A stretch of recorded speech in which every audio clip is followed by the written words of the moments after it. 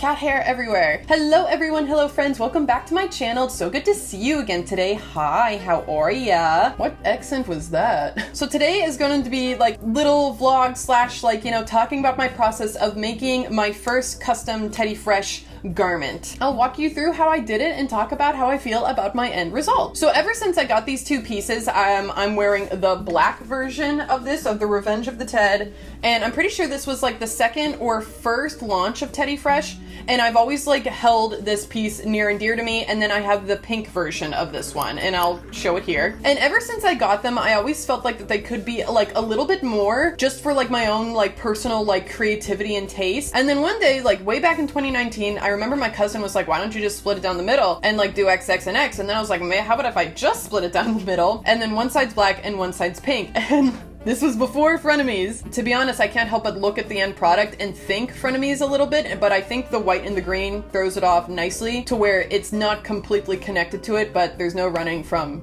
the Frenemies memories.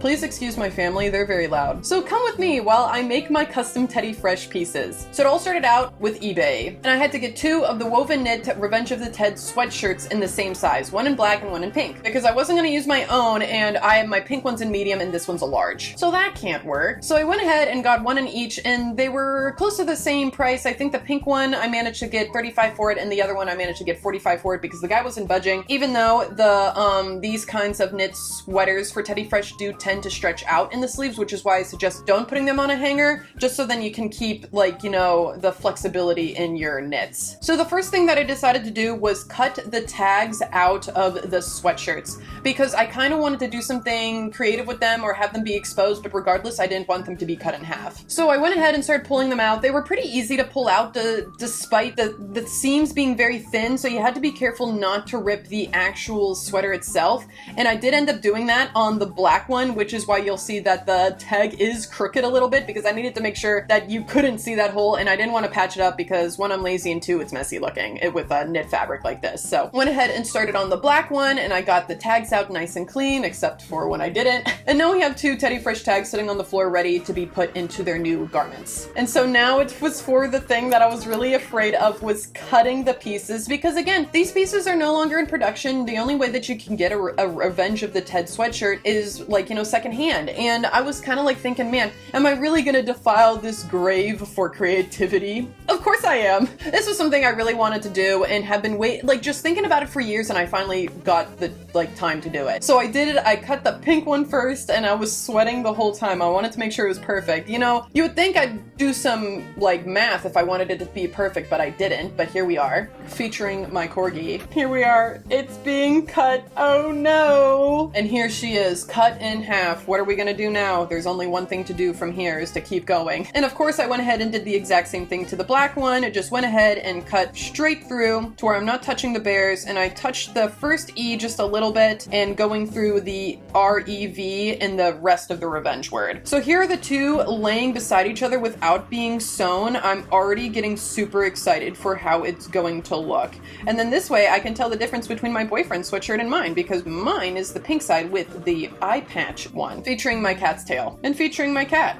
She is a murderous baby. And then I went ahead and pinned the two sides together. Let's speed her up. And here's what the two garments look like on the floor inside out, pinned together. Now let's get this bitch on the machine. I decided to just use my straight stitch on this one because I figured that I'd need to lay them down flat with the iron, because we'd need things to not be puckery, and the serger can make things look puckery sometimes, even though it is a clean stitch, but then that doesn't really matter when you're not going to be seeing it too much. And on the inside of these shirts, you don't have serged pieces, so I was like, this is probably best, and I was just trying to be really precise that I was using as little real estate as possible, because the more real estate I use, the more the pictures don't show up, and I could be losing letters or like coloring or anything like that. We want to look at as manufactured as possible, but also like, don't sacrifice creativity at the same time. All right, so here are the two sewn together, but you can see I did get those puckerings going on. So I went ahead and ironed my seams flat and beautiful, how that one guy on TikTok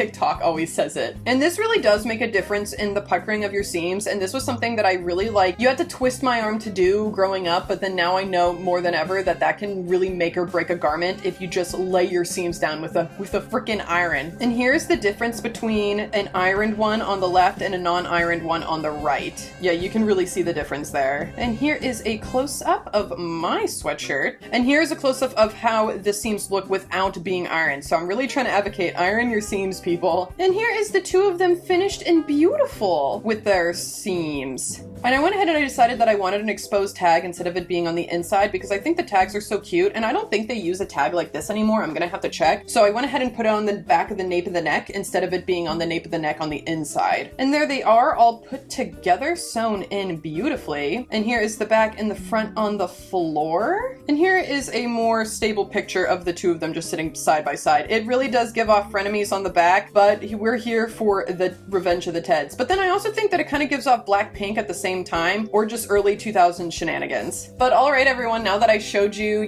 the process, are you ready to see how they look on? Let's go. We decided to go bowling with them, and it was just so much fun. I thought that Danny looked so handsome in his, and he was so kind to take videos of me pretending to play video games so then I could pose in my custom Teddy Fresh. I really, really love the split down the middle and the exposed tag, despite my hair covering up. I think it was so much fun to wear in an arcade or bowling scene. Here's him pretending to play Pac-Man, posing for me, and the guy's a natural, what can I say? I do have a problem with it being like, it can be like a little too much of like a podcast that we all used to know, but I really, really think that once I'm just kind of looking at it as what it is, and especially in the front, it just feels like Teddy Fresh, and it's my Teddy Fresh, and there's only two in the whole world just like this one, and I'm so happy to have them, and I'm so happy that Teddy Fresh has helped me with my creative journey. But yeah, I can't wait to wear them forever and ever and ever, and now I have even more Teddy Fresh and even better custom Teddy Fresh. But alright, everyone, thank you for joining me in my vlogging, sewing progress journey. But alright, everyone, like this video if you did, if you didn't, subscribe to me, you'll get more of me. Alright, everyone, have a good day, bye-bye! Mwah.